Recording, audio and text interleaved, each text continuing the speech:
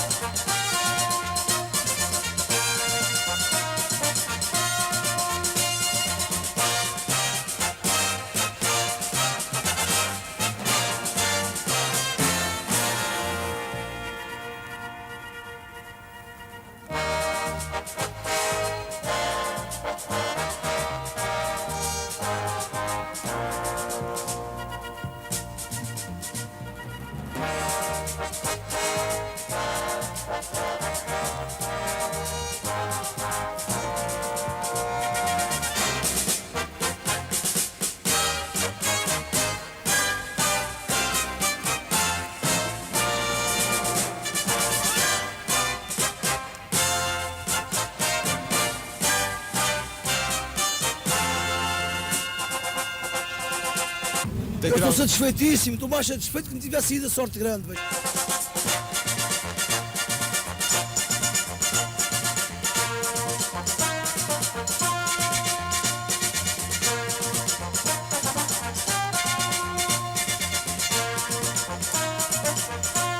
E nós, como estudantes, temos de vibrar junto às Forças Armadas e com todo o povo português. E viva Portugal!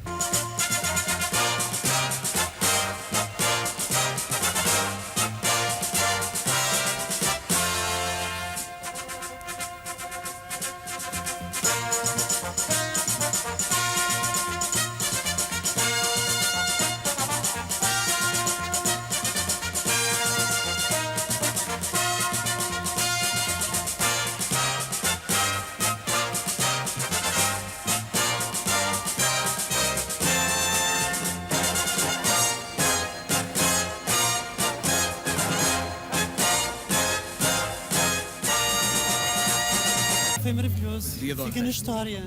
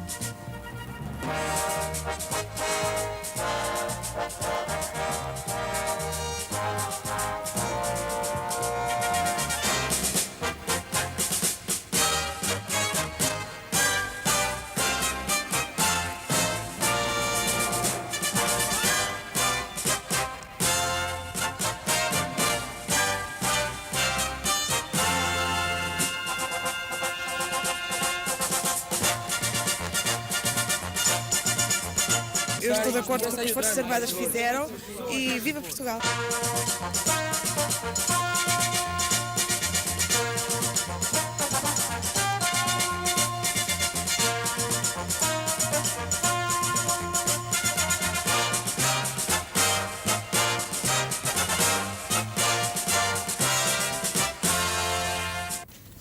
Permitam-me que lhes leia um pedacinho de uma história de que gosto muito.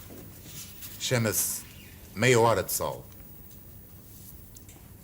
Na manhã em que o vieram buscar, 2 homens à porta e outros 2 na rua, ele cerrou os dentes com força, recusando-se à emoção em altura tal, e só lhe disse: espera por mim, Júlia.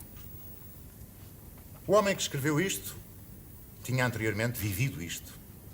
É o Urbano Tavares Rodrigues. Ele está hoje connosco, como vários outros amigos que aqui aparecerão na devida altura.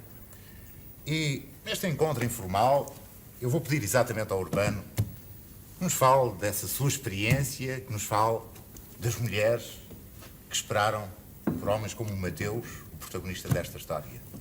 Não só esperaram, lutaram também. Não é verdade, Urbano? E eu então prefiro, em vez de falar da minha experiência, começar por falar das mulheres que estavam ontem presentes em Caxias assistindo à libertação dos presos políticos na grande jornada que foi a de 26 de abril de 1974. Entre essas mulheres havia grandes figuras da vida portuguesa e, antes de falar delas, eu quero começar por evocar os nomes de Catarina Eufémia, de Cândida Ventura, de Julieta Gândara e de aquelas que não puderam suportar a ausência dos maridos na prisão e que se suicidaram, como foram o caso da mulher de Octávio Pato e da mulher de Daniel Cabrita. Quero lembrar a comoção da mulher de Aida Magro, que ontem viu sair o seu marido após 21 anos de prisão do Hospital da Cadeia de Caxias. Eu quero lembrar que aqui entre nós se encontra uma mulher extraordinária que não só lutou durante toda a sua vida pela emancipação da mulher, mas pela conquista da liberdade para todos os portugueses.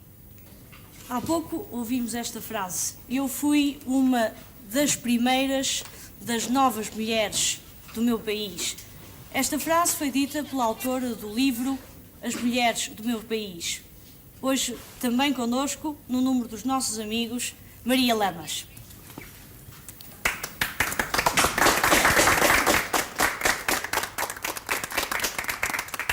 Maria Lamas, é claro que a temos aqui para ouvirmos a sua opinião, para sabermos os seus sentimentos, como exatamente uma das mulheres, das novas mulheres, do que será agora o seu novo país. Como é que se sente depois dos acontecimentos do 25 de Abril? Eu sinto-me ainda num estado quase de choque.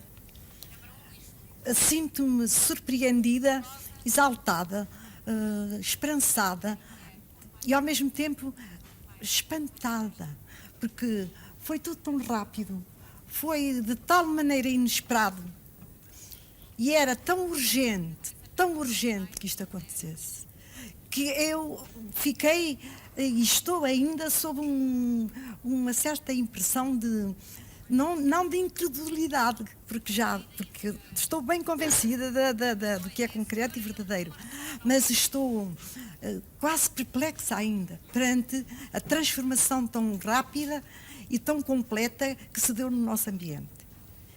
E penso, fala-me das mulheres. Claro que eu, pensando no que se está passando no nosso país, não posso deixar de pensar no país inteiro. Eu penso em Portugal.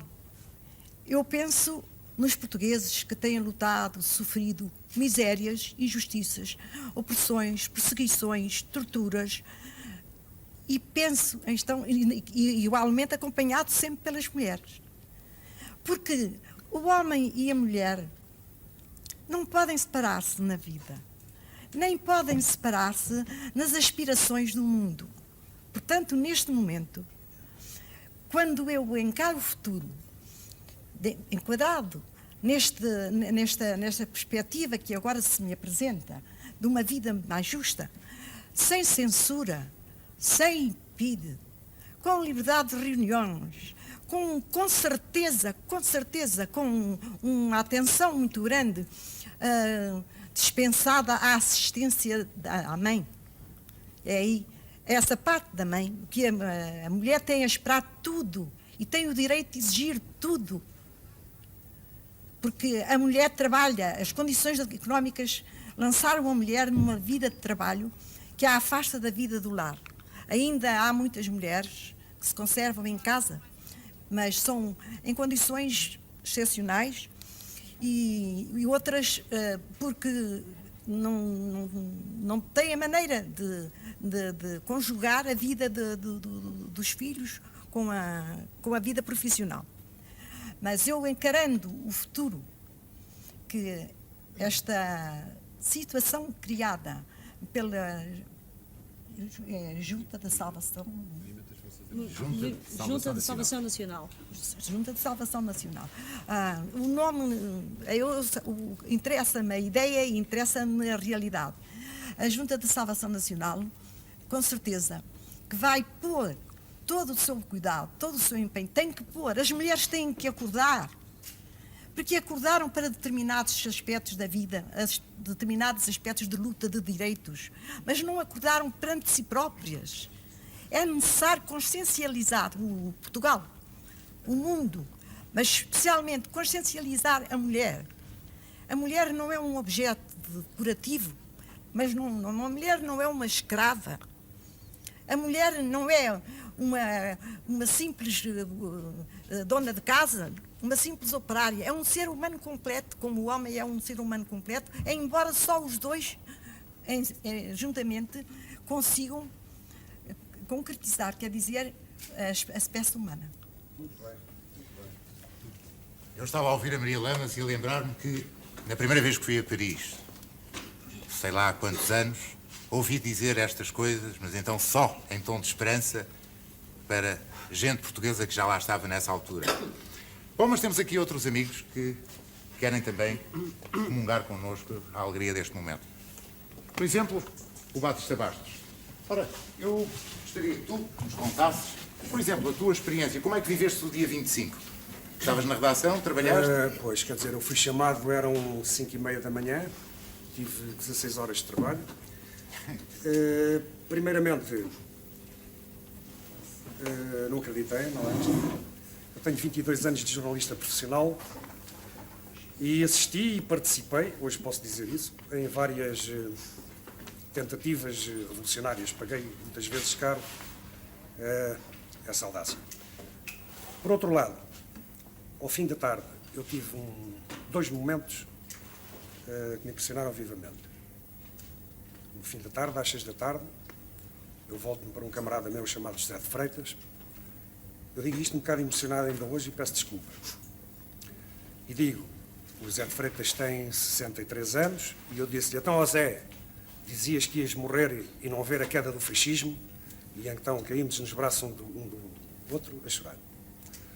Depois, 10 minutos depois, o Manuel da Fonseca telefonou-me, tinha vindo de Beja, e disse, então o que é que há? Eu não sei o que é que se passa. E eu disse, caiu o fascismo.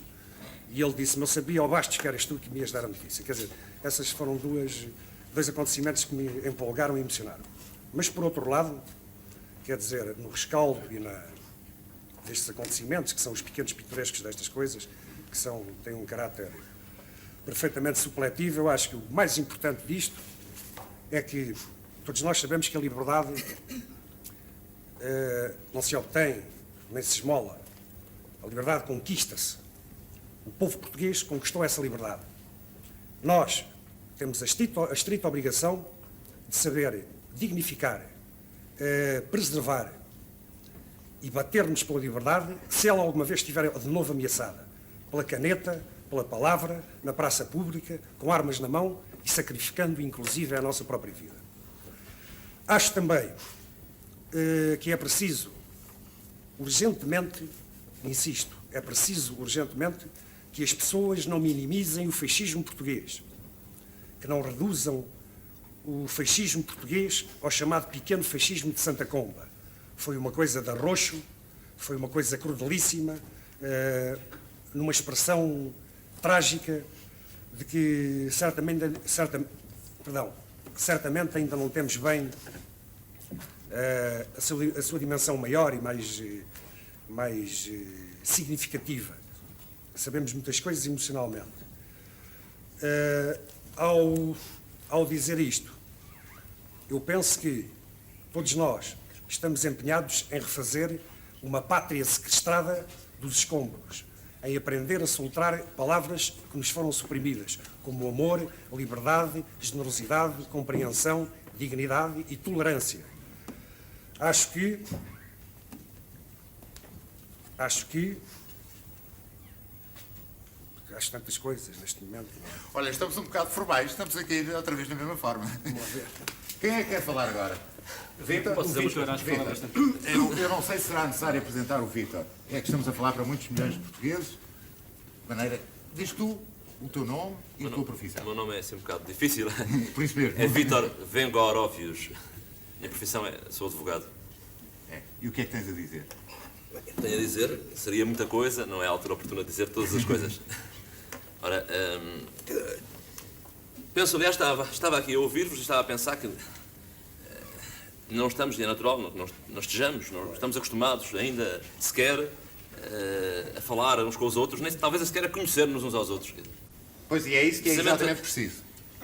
Eu creio que a repressão fascista acabou por criar em Portugal uma situação em que as pessoas já não se encontravam consigo próprias. E não eram capazes, portanto, nem de se exprimir, nem de encontrar nos outros aquilo que eles tinham também para dizer ou para fazer.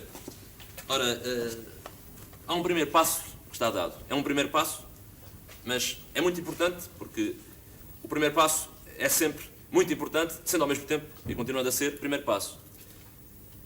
Penso que, quer dizer, todas as pessoas neste país, julgo que sentiam, outras sabiam, diziam, mas todas sentiam, pelo menos, efetivamente, que o país estava oprimido, estava estagnado. Era uma opressão que era política, cultural, económica, mas era mesmo uma opressão que atingia esses aspectos da própria vida humana, do dia a dia. As pessoas não conseguiam verdadeiramente viver, nem pensar. E daí também que o país estivesse esvaziado. Quer dizer, creio que se esvaziou o país em grande parte também por isso. Quer dizer, as pessoas muitas vezes foram-se embora porque precisavam de ganhar mais.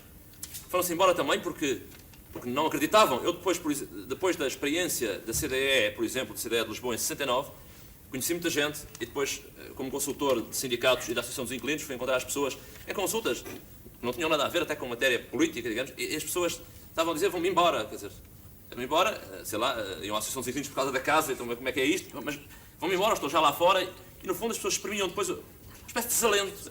As pessoas, quer dizer, não se sentiam, não sabiam explicar bem porquê, mas não se sentiam bem aqui, não tinham que se ir embora, quer dizer, era a questão de ganhar, e não era só a questão de ganhar também, não é? Aliás, havia depois a imensidão de amigos e camaradas nossos que estão lá fora, quer dizer, refugiados políticos, refugiados por causa da guerra, quer dizer, portanto, era mais um ponto fundamental deste vazio que o país sentia. E eu quero apenas dizer agora mais o seguinte, que esse primeiro passo me parece importante se soubermos todos compreender, e podemos talvez compreender de maneiras um bocado diversas, mas se soubermos todos compreender realmente que fundamentais parece-me que são duas coisas nesta altura. Quer dizer, de um lado é restituir ao povo a sua capacidade de se reunir, de debater, de agir, a sua capacidade, a sua iniciativa, quer dizer, recriar a iniciativa popular, permitir que a generalidade do povo, da classe trabalhadora em particular, do povo em geral, possa encontrar-se, criar noção do que é, da sua importância aqui, neste país, e no que há a fazer agora aqui. No que vai haver a fazer por muitos anos. Somos Portugal e estamos vivos, não é verdade? Só mais uma coisa que eu dizia muito rápida é esta. É evidente que, pois que toda a gente sente, isto julgo que é sentido, mesmo no seio das Forças Armadas, profundamente, pois sente-se que, é sentido por toda a gente, é sentido pelas crianças, quer dizer, eu vou contar uma pequena história do meu filho que me disse quando eu entrei em casa ontem, quer dizer, que me disse, pai, eu já não vou à guerra, tem 6 anos ou 7 anos, já nem lembro como é que o cansaço me gostou, eu já não vou à guerra. No fundo, o problema é a ansiedade que se gerara nas próprias crianças, nos jovens. Porquê é que parece que 50% da juventude em idade militar tinha emigrado? Porquê? Quer dizer, efetivamente, este é um problema gravíssimo, urge pôr fim à guerra. Estamos numa altura em que tudo tem de ser debatido e, portanto, cada uma das frases que é aqui dita serve de pretexto, é uma deixa para se pegar noutro assunto. Temos cá também hoje o Dr. Carlos Carvalhas, economista e diretor do jornal Notícias da Amadora. Carlos Carvalhas, você, como economista, como é que vê o panorama atualmente? A situação económica do país é muito grave. Eu estou convencido que a resolução de muitos dos seus problemas económicos e sociais depende da prévia resolução dos problemas políticos.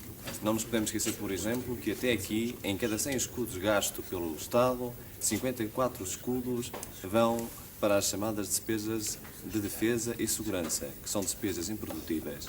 Depois, quando as bolas não são sementes e é mesmo que os canhões também não são manteiga, nem corresponde à produção de trigo. São despesas improdutíveis. Por outro lado, também não nos podemos esquecer que até aqui as classes produtoras, os trabalhadores e os assalariados estiveram à margem dos benefícios económicos. E isto não pode continuar, nem poderia continuar.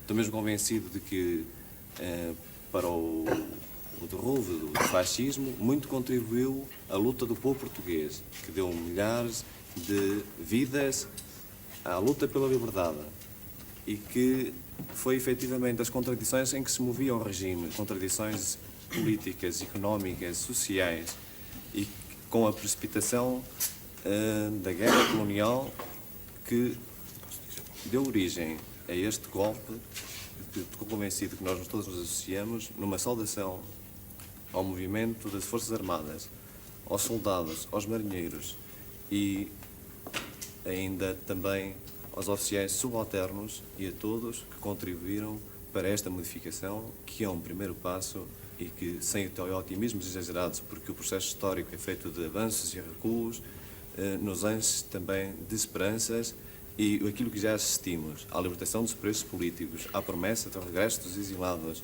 à restauração das liberdades e garantias fundamentais, enche-nos efetivamente de uma alegria extraordinária. Carlos, associando-me justamente ao aplauso que tu acabas de dar ao movimento das Forças Armadas, e eu queria acrescentar que estou persuadido de que a esperança da grande maioria dos portugueses e das classes trabalhadoras está efetivamente na promessa que nos foi feita de que possam ser asseguradas todas as liberdades fundamentais, o direito de expressão pleno e de que haverá eleições livres que permitam neste país o restabelecimento de uma democracia pluritária e onde tenham realmente expressão as correntes de pensamento socialista que estão profundamente radicados na consciência do povo português e que poderão encaminhá-lo dentro de uma democracia para essa reconstrução urgente, económica, social e de redignificação do país de que ele tanto carece. Creio que estamos, de facto, neste momento em que tu dizes, não sabemos muito bem qual será o nosso destino, o destino que vamos todos assumir, com toda a firmeza, com toda a coragem que é necessária e com toda a serenidade que o momento também impõe, que realmente, como o Batista Bastos disse, e muito bem, a liberdade conquista-se, pois eu estou também persuadido de que foi a luta do povo português ao longo dos anos, através da noite escura do fascismo, com todos os sacrifícios, que acabou por se traduzir na arrancada do movimento das Forças Armadas, que nós conhecemos ainda imperfeitamente, mas que vivemos na rua, que eu vivi na rua no 25 de Abril, ao lado dos soldados e ao lado do povo, e que poderá vir realmente a trazer-nos uma democracia. Quando falamos com o Carlos Carvalhas acerca do seu ponto de vista no que diz respeito à economia, parece-me que você não focou um ponto que tinha sido há bocado abordado pelo Vítor, que era o problema, pois, dos imigrantes. O problema dos que estão lá fora, não por perseguições políticas, ideológicas, mas sim por fatores puramente económicos. O que é que você tem a dizer sobre isso agora? Tenho a dizer que a situação económica do país se mantém, ela não se vai resolver de um dia para o outro. E os imigrantes, portanto, os milhares de portugueses que tiveram que ir procurar o pão noutras paragens, deram uma resposta clara do que era este governo, do que é este sistema económico e, efetivamente, do que ele representava para as classes económicas mais desfavorecidas.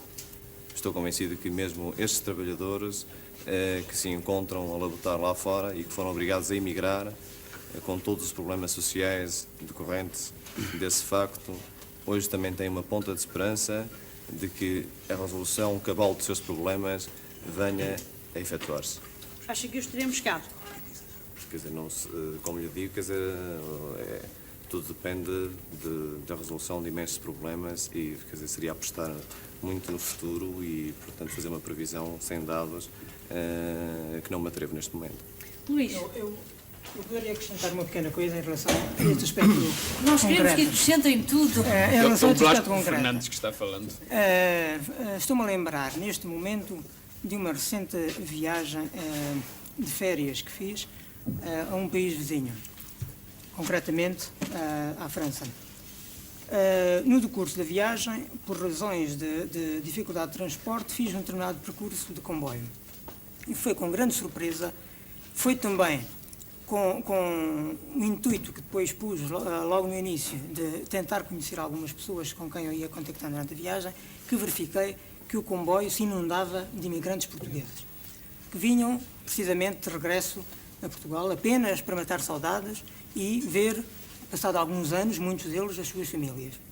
Aproveitando o ensejo daí estar presente, travei diálogo com muitas pessoas, rapazes, raparigas, homens já de certa idade, e constatei, com alegria minha, que, por um lado, com tristeza por outro, este facto. Alegria porque eles, embora tendo verificado que o país que não dava meios de vida para eles se manterem em Portugal, que tiveram de procurar meios de vida no exterior, mantinham dentro de si próprios o desejo de regressar um dia à sua terra, e porque entendiam, alguns deles afirmaram, que era aqui que eles tinham de encontrar meios de vida. Tristeza, porque, e aliás era tristeza manifestada por eles, exatamente porque, como ia dizendo, eles tiveram de encontrar novos rumos, uma vez que no país não tinham condições de sustento.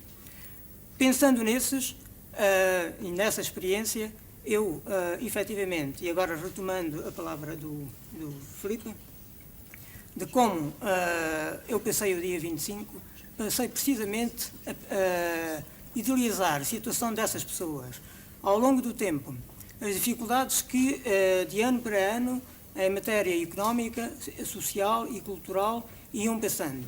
Dificuldades não só desses, como até de muitas outras pessoas, algumas das quais aqui presentes, que no dia-a-dia, quer através da caneta, quer através até da satisfação das necessidades essenciais e não só, porque nem só de pão vive o homem, tinham efetivamente o dia-a-dia verdadeiramente piado. E de tal forma a situação se ia agravando, de tal forma a situação se ia se tornando cada vez mais insustentável, que efetivamente nesse processo histórico que idealizei no dia 25 enquanto obedecia, digamos, ao que as telefonias nos transmitiam, idealizei que efetivamente estávamos caminhando para um momento histórico que se tinha revelado necessário, no sentido de dar efetivamente futuro às populações portuguesas. E é nessa perspectiva de alguma coisa acabar para alguma coisa poder começar que eu efetivamente enquadro este fenómeno que todos nós estamos vivendo com ansiedade e com olhos postos no futuro para ir vendo e até conquistando o que necessário for. Eu creio que, mais ou menos, as pessoas que até agora falaram eram conhecidas de todos os espectadores. O Blasco Hugo Fernandes é um engenheiro agrónomo e se lembra-nos da terra. E eu receio ser um pouco literário, comecei com o Urbano, mas queria recordar aqui, e creio que todos comigo, um outro grande escritor deste país, o Alves Redol. Ele escreveu uma vez, A Aventura é Ficar. Eu gostaria em seguida de falar com um dos que ficaram, um operário. Como é o seu nome? Reinaldo Nascimento. Reinaldo. Que idade tem você? Tenho 28 anos. 28 anos. Nasceu onde? Em Lisboa. Sempre viveu aqui? Sempre. Qual é a sua profissão? Sou mecânico. O que é que você pensava no 24 de abril de 1974 a respeito da situação do país? Estava mesmo má. A situação estava muito má e já há muito tempo que eu esperava uma coisa destas. Eu desejava mesmo que houvesse uma reviravolta destas, porque realmente era preciso. E acreditava que ela fosse possível? Acreditava, assim que me informaram que tinha havido um golpe de Estado, eu fiquei contente e só desejei, pedindo a Deus, que se concretizasse. Claro. Ouça uma coisa. Milhares de portugueses, operários como você, partiram para a França. Você nunca pensou partir? Sim, tive já essa ideia já há uns anos e, aliás, estava mesmo pronto, já com bagagem mesmo para sair para a Alemanha, mas desisti. Aliás, desistimos que éramos uns 10 e pensando numa coisa melhor, qualquer dia isto teria que virar. Era uma vontade de resistir. Era uma vontade. Está ali o Batista Bastos, como vocês sabem. O Batista Bastos é... Talvez... Desculpa, tu falaste no Rodol e eu estava a lembrar, vi numa frase muito bonita do Rodol e eu estava-me a lembrar de uma outra frase do Rodol numa entrevista que ele me deu à República quando eu trabalhei na República. E isso vai ligar-se com uma coisa que parece-me urgente dizer. O Rodol disse, quando a Fanga fez 25 anos de publicação, eu fui entrevistá-lo. E o Rodol disse o seguinte: vocês, os mais novos, têm muito que fazer. Nessa altura, se eu o merecer, lembrem-se de mim. A melhor homenagem que estamos a prestar ao Rodol foi prestada pelo Luís Filipe Costa. É prestada por todos nós e é prestada também pelo povo português. Nós, os que escrevemos, eu em particular, falo no meu caso particular, não sabemos escrever em liberdade. Quer dizer, eu ontem não sabia escrever uma notícia no meu jornal. E queria fazer aqui, sem qualquer espécie de demagogia, um apelo ao povo que nos lê, às pessoas que nos lêem, que nos ensinem a escrever. Talvez eu não seja, nessa fascinante disciplina, que é a disciplina da liberdade, o melhor aluno, mas eu prometo ser um dos mais aplicados. Aprender todos uns com os outros, ou pelo menos temos esse desejo, não é verdade? Tu és um homem experimentado a fazer entrevistas com um papel e lápis na mão. Eu queria que tu entrevistasses, temos aqui uma estudante universitária. Talvez eu e a Margarida, observando a tua entrevista, aquela que tu nunca experimentaste a fazer, para a televisão, aprendemos alguma coisa. Queres fazer um favor? Certo. Margarida, se puderes dar uma mão ao Batista Bastos. Eu acho que não deve ser preciso de maneira nenhuma, mas... Vamos ver. Então, já estamos a aprender. Olha uma coisa, que idade é que você tem? Tenho 23 anos. 23 anos. O que é que você pensa, por exemplo, do Salazar? Bem, quer dizer, devido à formação que nós tivemos até aqui, isso tem grande influência na maneira de nós pensarmos. Portanto, principalmente quando se viveu na província, não é? Passou estes anos na província. Depois o Salazar, quando nós éramos meus, não ligávamos nenhuma a isso. Nós viemos eu vim para Lisboa, para a faculdade. A coisa começou a transformar-se. Aí é que nós abrimos um bocadinho os olhos. É assim mesmo, as pessoas às vezes... liceu não. Nós saímos do liceu com os olhos completamente tapados acerca de qualquer coisa, qualquer problema, porque realmente no sistema em que nós vivíamos, a função do professor era isso, não é? Pois. Era não deixar abrir os olhos ao aluno. Portanto, não tínhamos qualquer opinião sobre o Salazar, não é? Depois... O Salazar no sentido largo do termo, política salazarista ou salazarenta, não é? Pois. Depois a coisa transformou-se e vimos que a opressão e que isto tinha que infalivelmente acabar e que é uma política que repudiava a todos. Pois. A sua formação política foi feita, portanto, em que base? Na base da pesquisa através dos livros, na base da conversa? Na base da conversa, da verificação limitada. do facto, pois. E limitadíssima, não é? Sim, e verificação, porque, quer dizer, a pessoa contactando com ambientes mais amplos tem uma abertura maior e verifica melhor os factos, não é? Pois. Que não verificava antes. Ora, posso talvez eu agora devo fazer aqui uma observação. Tu, Isabel, como estudante, pelo que tens estado a dizer, parece-me que notas que não há, durante os anos de escolaridade, de ensino, que não há uma preparação do estudante, do aluno, para a sua vida futura cívica, para a sua vida política, visto todos nós, por mais aliados que estejamos, todos nós temos um papel dentro de uma sociedade. Sim, até pelo contrário, há até uma tentativa de despolarização das políticas, despolitização da massa estudantil, é isso que se verifica, e mais na província, claro. Pois, aliás, um dos isso grandes... já parte da formação até do professor, pois. Não é? Que não vai até preparado para isso, vai preparado com umas certas normas que nos impinge, era assim mesmo, não é? E esperemos que isto agora mude, que tem que mudar mesmo. Se é que eu me lembro dos meus tempos de 6º e 7º ano, mesmo as aulas de organização política, que seriam aquelas que deveriam levar a discussão, a compreensão, a tomada de consciência do jovem acerca do que se passa no país, elas eram dadas como qualquer outra aula. É feito assim, decorava-se, aprendia-se, escrevia-se e acabava-se. Sem qualquer espécie de Sem qualquer contestação ao espécie, não é? professor. Não há ao próprio contestação, Até não havia discussão, muitas vezes não havia sequer compreensão. Até se tem Havia uma verificado que, em relação à organização política, nestes últimos anos modificou-se, mas para pior. Quer dizer, é um apego, tinha que ser um apego àquelas normas e a pessoa metia aquilo na cabeça e tinha que encaixar aquilo mesmo e não podia sair dali. Não havia qualquer abertura. Tinha que ser aquilo e só aquilo e mais nada. Batista Bastos, continua. Quer dizer, é porque eu fiz esta pergunta por isto. Ainda muito recentemente eu tive, há 2 meses esta parte, tive muito contacto com a juventude estudantil. Por causa de um livro meu que eu publiquei, depois eles queriam saber e eu inesperadamente apercebi-me desta coisa. Havia pessoas de 16 anos que sabiam incomparavelmente muito mais. Eu sou um homem de 40 anos, não é? Quer dizer, que sabiam incomparavelmente mais do que muitas coisas que eu sabia, mesmo com 40 anos. Mas havia uma coisa que eles não sabiam, e havia, acho, um gravíssimo hiato nesse tipo de formação política. Era um problema não ao nível emocional, mas a um nível altamente reflexivo e racional, que era um hiato entre a Guerra de Espanha e a Última Guerra. Quer dizer, evidentemente, marcos altamente significativos do avolumar de todos os fascismos, não é? Em particular do fascismo de Santa Combadense. Quer dizer,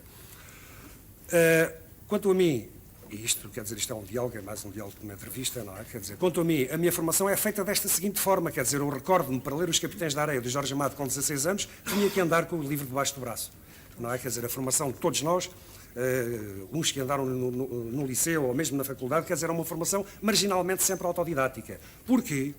E isto sancionado num recente discurso do ex-presidente do Conselho, que dizia que é preciso urgentemente despolitizar os sindicatos e as escolas, SIC.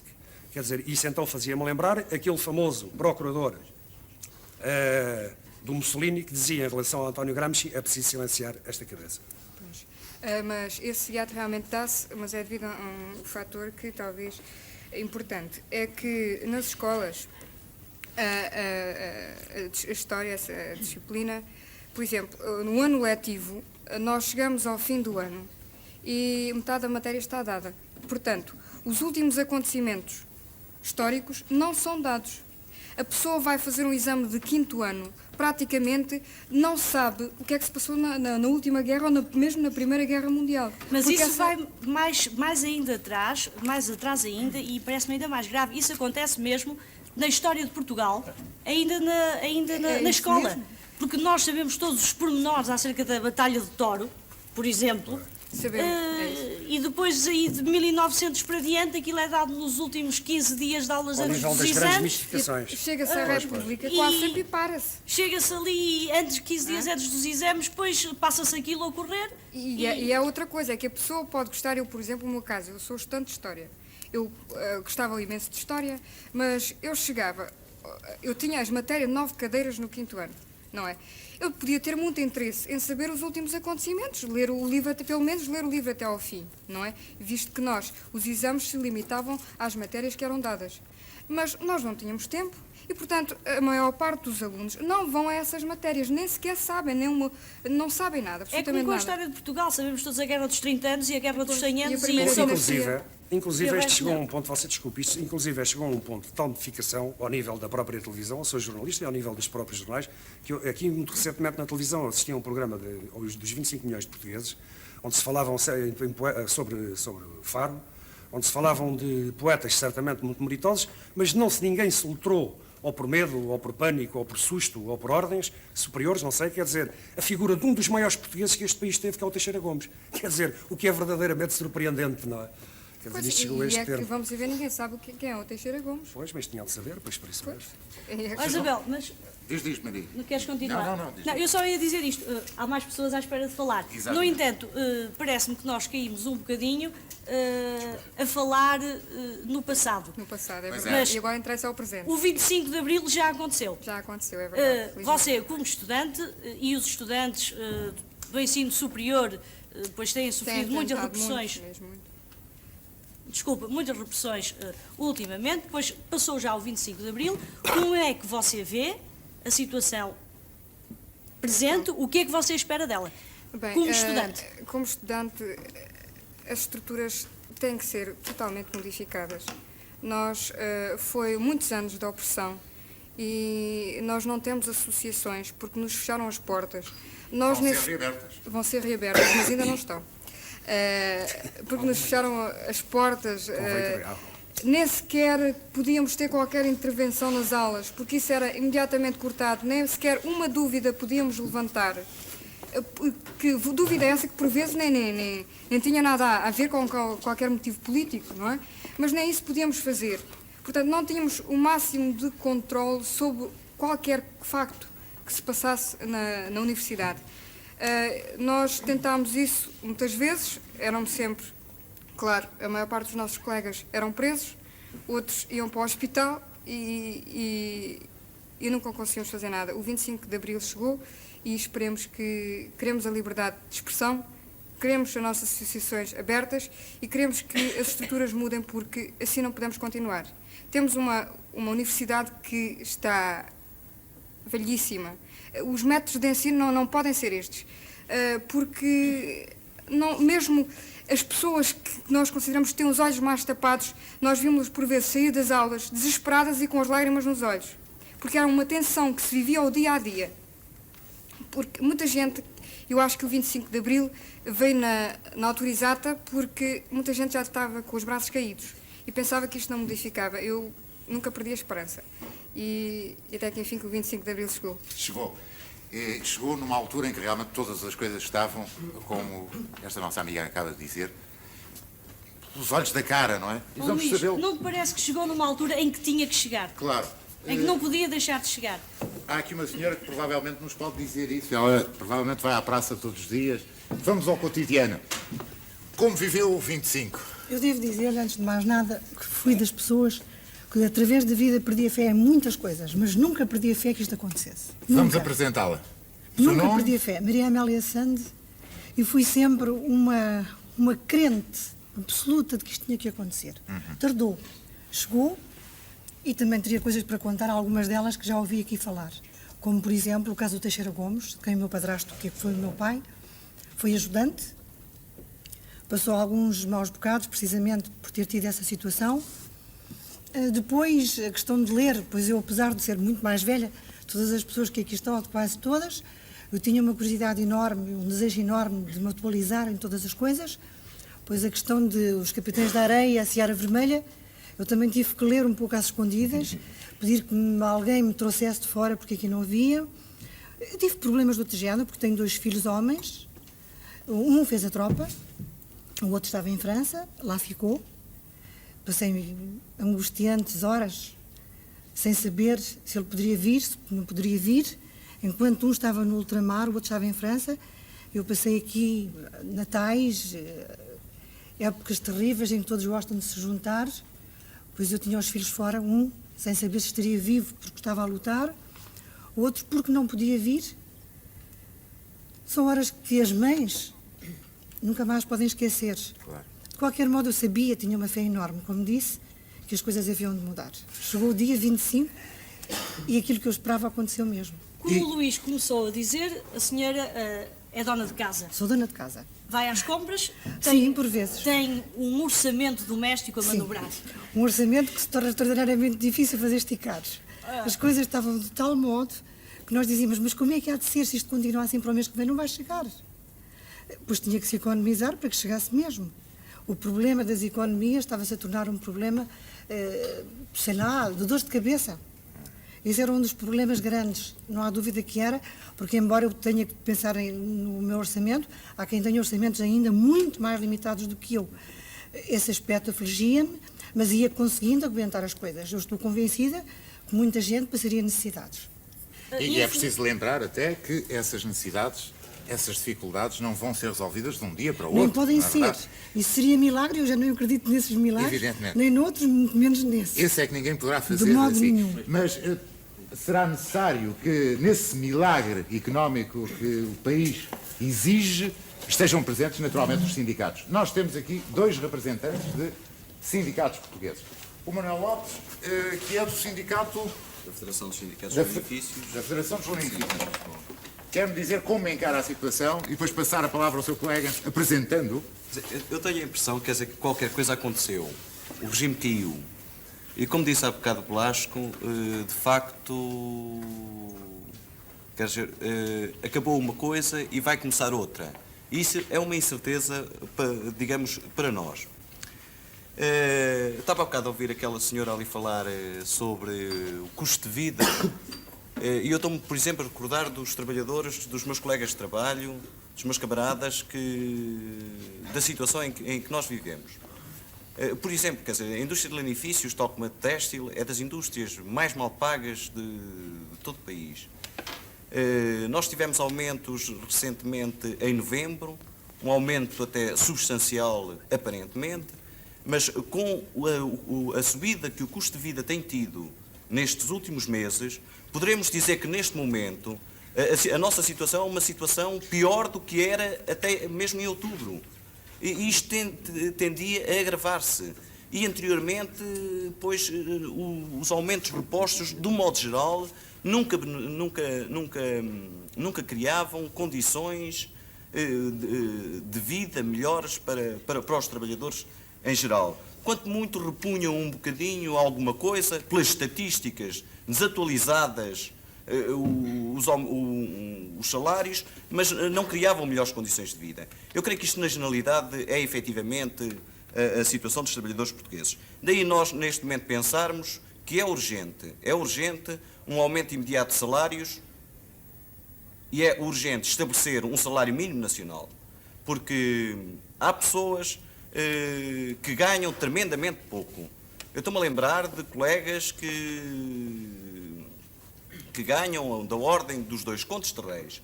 De facto, põe-se o problema. O que é que poderemos fazer com 2 contos de réis quando uma renda de casa custa mais do que isso, muito mais até? Não poderemos comer, quer dizer, as pessoas não viviam, as pessoas não vivem ainda, subsistem, quer dizer, é subsistir e mal, não é? É comer qualquer coisa, é viver para no outro dia irmos trabalhar. E isto era a panorâmica anterior. Claro está que todas as pessoas sentiram, pois, toda a gente ficou contente porque toda a gente sentia que isto tinha mesmo que rebentar para algum lado, isto tinha mesmo que mudar. Ainda dentro do plano sindical, pois, quer dizer, neste momento ainda não temos nada que nos possa dizer qual é a situação anterior, ou qual é a posição da Junta, e isso parece-nos que é importante definir. Não definir exclusivamente, porque parece-me que para esse assunto a classe trabalhadora, os operários portugueses têm que ser mesmo ouvidos e têm que participar na definição, quer económica, quer política, desta terra, mas com uma participação ativa, que não pode ser uma participação somente a nível de quadros sindicais, a nível de meia dúzia de pessoas, de técnicos ou de quem quer que seja. Sem a participação do povo, não há efetivamente melhoria sensível. Temos que avançar em todos os campos.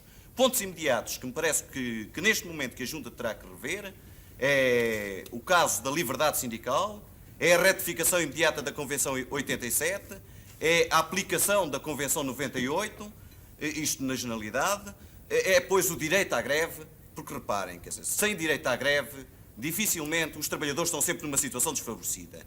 Não é a situação criada da arbitragem que vem solucionar problemas. Quem é o árbitro? De que lado está? Normalmente não está do nosso, são técnicos. E a quem estão agarrados os técnicos? Do modo geral, não são aos trabalhadores. Eu falo dos técnicos, falo, por exemplo, do sistema de arbitragem existente. Urge acabar com isso. Uma outra sensação que, no fundo, nós temos, que na verdade ainda não sentimos, é o seguinte: será que o repressivo Ministério das Corporações acabará, efetivamente, com a alteração do regime verificada? É uma interrogação. Eu tenho a impressão que, para esse aspecto, que terão que contribuir forçosamente também todos os trabalhadores portugueses. Há, efetivamente, ainda um outro problema que me parece que tem que ser posto. É o problema das caixas de previdência. As caixas de previdência têm sido administradas, têm sido geridas, digamos, pelas entidades oficiais, digamos, pelo próprio Ministério. São eles que nomeiam os presidentes, são eles que homologam as direções. Os trabalhadores diziam eles que tinham lá 2 representantes. Isso era falso, porque no fundo as pessoas faziam lá papéis de fantoches, não tinham efetivamente um papel ativo Tudo era gerido por eles, eles decidiam como queriam e como lhes apeteciam. Quando as pessoas reclamavam, diziam que iam ver, mas pouco ou nada avançava. Urge, neste momento, que a gestão da Previdência passe efetivamente para aqueles que pagam, para aqueles que contribuem, para todos, efetivamente, para os trabalhadores. E isso é importante. Um outro aspecto é absolutamente necessário criar condições dos sindicatos poderem filiar-se em organismos internacionais, em federações internacionais e mais. É preciso acabar com a atual estrutura corporativa que os sindicatos têm em Portugal. É preciso reorganizá-la do princípio e isso terá que ser pensado, volto a insistir, não só pela meia dúzia de pessoas que neste momento se podem designar por direções representativas, que são meia dúzia, como terá que ter a participação, e aqui isto é importante, da totalidade dos trabalhadores portugueses. Sem essa participação ativa, e nesse sentido é preciso abrir imediatamente um diálogo. Creio que pouco ou nada será feito. É preciso que sejam os próprios trabalhadores a definir aquilo que querem para as suas próprias organizações sindicais, no campo económico e no campo político. Depois, eu ainda tinha mais um aspecto, mas passou-me de momento. Eu já agora está aqui o Jerónimo Franco, que é o presidente do Sindicato dos Metalúrgicos de Lisboa. Ele possivelmente tem mais coisas. Eu, entretanto, também... Bem, aparentemente o que se passou foi uma revolução militar. No entanto, se tivermos bem em conta, ela não foi somente militar. O povo veio para a rua porque uma boa parte dele estava já preparado para, enfim, quando eclodisse o movimento, se juntar imediatamente a ele. É preciso ter em conta que os sindicatos, durante todo este tempo em que o fascismo predominou, e a partir do momento em que tiveram a oportunidade de haver direções da confiança dos trabalhadores, embora muito filtradas pelo Ministério, não é verdade? Os sindicatos começaram a desenvolver um trabalho na sombra com vista à mobilização e à consciencialização da classe trabalhadora. E assim, não é por obra e graça do Espírito Santo que aparecem greves em fábricas, embora isso seja, portanto, fruto das condições económicas, mas foi exatamente o aproveitamento de determinadas situações apodrecidas que levou portanto, a certos dirigentes sindicais e a certos ativistas sindicais mais consciencializados a tentar esclarecer e consciencializar a classe trabalhadora com vista a que esses movimentos efetivamente se dessem. A posição do Sindicato dos Metalúrgicos neste momento, pois ela, como não poderia deixar de ser, é de adesão, aliás, é de apoio ao movimento. No entanto, é preciso ter sempre em conta que um sindicato é uma organização com características específicas. Portanto, não se identifica com nenhum partido político. Os sindicatos devem reservar sempre o direito de, portanto, apoiarem esta ou aquela organização política, conforme possa trazer ou não benefícios à classe que representa. Esperamos efetivamente que o Governo provisório, defina com clareza os seus pontos, de modo a que, como já aqui foi dito, que era preciso que ensinassem os jornalistas a escrever, que os trabalhadores ensinem os outros trabalhadores que são dirigentes a fazer um sindicalismo sério, a fazer um sindicalismo que se vire, enfim, para a realidade, para que possamos, enfim, reconstruir este país. É claro que houve uma altura em que as lutas não se davam declaradamente, mas também aconteceu que sabotava-se constantemente, por todas as maneiras possíveis, a produção. E é, portanto, nessa linha que vem a repressão patronal, portanto, aumentar ritmos e cargas de trabalho e tentar, portanto, fazer com que os trabalhadores colaborassem à força na produção. Pois é preciso ter em conta que os trabalhadores estão na disposição de construir, mas para isso é preciso que lhe deem a oportunidade de discutir, de contestar. Se for bom ou mau, eu acho que isso pouca importância tem. O que tem importância é que seja feito por todos nós e que estejamos sempre de acordo com aquilo que se faça e que estejamos sempre aptos a enverdar por um caminho, enfim, que possamos apanhar a Europa e que possamos apanhar os povos evoluídos do mundo. E nós agora vamos voltar a auscultar a opinião dos estudantes. Temos aqui o Arons de Carvalho que ainda não disse nada, pelo menos que fosse audível, mas há bocado, quando a Isabel falou na necessidade de reabrir as associações universitárias, o Arons de Carvalho disse, não sei se foi audível, que algumas já estavam abertas. Eu penso que a do técnico, pelo que soube ontem à noite, já está aberta e creio eu, tudo se encaminha para que a associação da minha faculdade, a Faculdade de Direito, seja de facto reaberta. Entretanto, e eu penso que poderia dar a minha opinião pessoal, não como estudante, visto que penso que os estudantes nesta fase emocionante não têm uma posição diferente de todas as outras pessoas. Eu penso que neste momento o que as pessoas ainda sentem, a generalidade da população, é vontade de se beliscarem, vontade de esfregarem os olhos para ver se tudo isto que acontece é verdade. Eu ainda me custa acreditar que nós aqui, que pessoas que muitas vezes não tiveram nunca a ocasião de falar na televisão, que nunca tiveram poucas vezes tiveram a ocasião de escrever nos jornais tudo aquilo que queriam, tudo isso, nós aqui estejamos dizendo aquilo que nos apetece, num tom informal, sem qualquer restrição. Custa-me também a crer que pessoas que estão há muito tempo no exílio, é o caso do meu próprio pai, com quem eu, hoje às 6 da manhã, finalmente consegui telefonar, que esteja prestes a vir novamente para Portugal, onde já não podia vir desde 1961.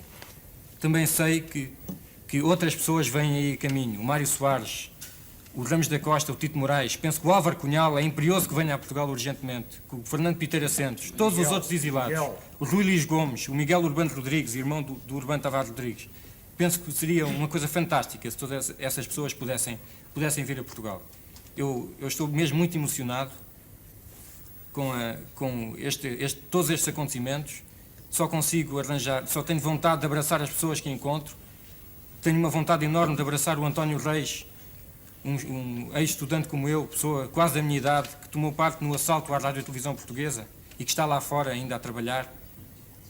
Penso que este momento sinto muito mais vontade de contar a minha experiência pessoal, tudo aquilo que sinto, do que propriamente fazer as análises políticas que as outras pessoas que aqui estiveram fizeram há pouco.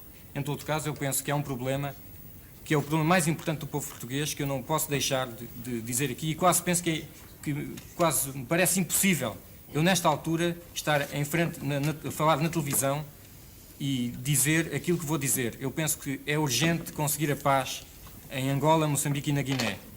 Eu penso que é urgente dar a mesma liberdade de expressão que nós temos aqui, haja em Angola, Moçambique e na Guiné. E eu penso, o que eu vou dizer não é de maneira nenhuma uma coisa de traição ou antinacional, como no tempo de Salazar e Marcelo Caetano dizia. Eu penso, muito sinceramente, que a via para isso é abrir negociações com os movimentos de libertação de Angola, Moçambique e da Guiné. Eu penso, de facto, que é esse o caminho que a Junta de Salvação Nacional deve prosseguir neste momento. O Arons de Carvalho disse que era espantoso ele estar aqui, realmente, não é? Para nós, eu permito-me falar em teu nome, Margarida, acho que também é espantoso podermos ter feito este programa. É verdade, nós que já fizemos outros juntos. É verdade, mas pela primeira vez podemos olhar assim, francamente, para vocês. Porque temos por trás de nós, desta vez, estes senhores que vos falaram esta noite. Olha, Luís, tu falaste de escritores preferidos, livros preferidos, histórias preferidas. Eu, como tu, também tenho as minhas preferências, e um dos meus escritores preferidos é o George Orwell. E houve uma frase de um livro dele, A Quinta dos Animais, o Animal Farm, que sempre me impressionou muito pelo que tem de verdadeiro, pelo que tem de cínico, que é: todos os animais são iguais, mas há uns mais iguais do que outros. E eu, falando agora como mulher, gostava que no nosso país, no que diz respeito às mulheres, realmente isto deixasse de se aplicar. Todos os animais são iguais, mas alguns são mais iguais do que outros. E acho que, para acabar, voltamos talvez à Maria Lamas, que me parece que é a pessoa mais indicada para dizer umas palavras a finalizar e talvez mesmo sobre este assunto.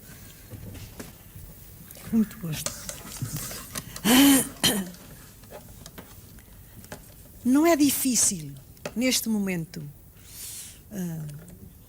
sentir a necessidade de entusiasmar os outros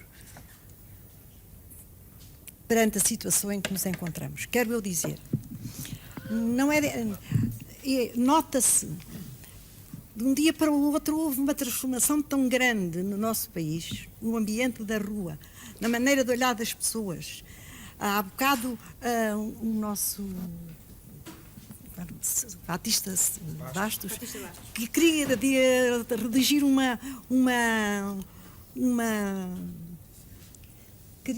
queria redigir uma notícia e não era capaz, já não sabia. Quer dizer, houve realmente uma mudança tão radical que nós não damos por isso, que não é difícil sentirmos entusiasmados e confiantes. Eu, por mim, apesar da longa experiência da minha vida e das desilusões que já tenho tido, parti sempre de uma desilusão para uma nova luta. E agora, perante esta luta que nós vamos ter que travar para construir um futuro de Portugal melhor, um futuro em que todos nós colaboremos, homens, mulheres, jovens, em que ponhamos realmente Portugal acima de tudo, mas humanamente, autenticamente, eu faço um apelo, penso que não é demais para todos os jovens portugueses, que todos aqueles que em Portugal têm já um pouco de consciência do que seja, neste momento, a hora portuguesa, e que consigam ajudar os outros, aqueles que ainda não têm essa consciência, levá-los a abrir os olhos, a compreender e a pensar que os tempos mudam. Nós estamos numa época mundial extremamente extraordinária, quase assustadora, uma época de revelações, uma época de conquistas. E no que diz respeito às mulheres, eu tenho a certeza que é um momento, as mulheres vão acompanhar. É necessário que nós todos nos congreguemos para dar ao país as possibilidades, estarmos vigilantes, obrigarmos, digamos assim, a serem cumpridas as promessas feitas, para que Portugal seja um país novo, não só para que acabem as guerras que nos roubam os nossos.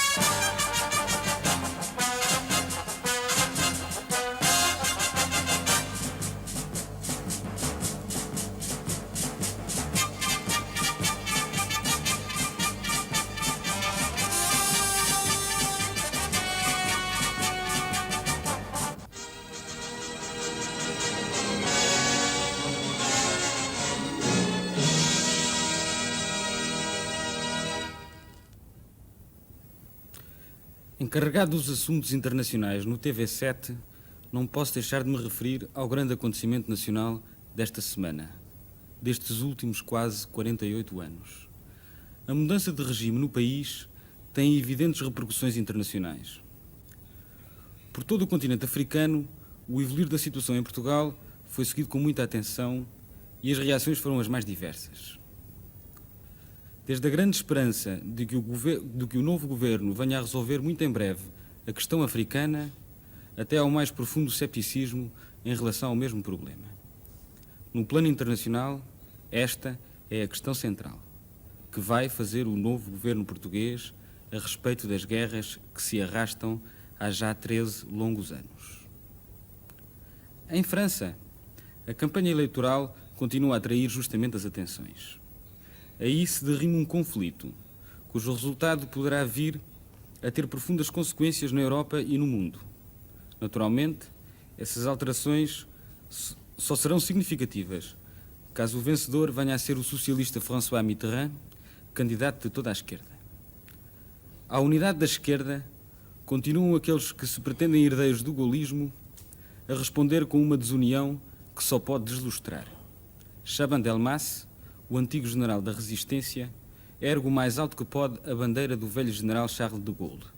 O seu braço, porém, parece estar a encurtar.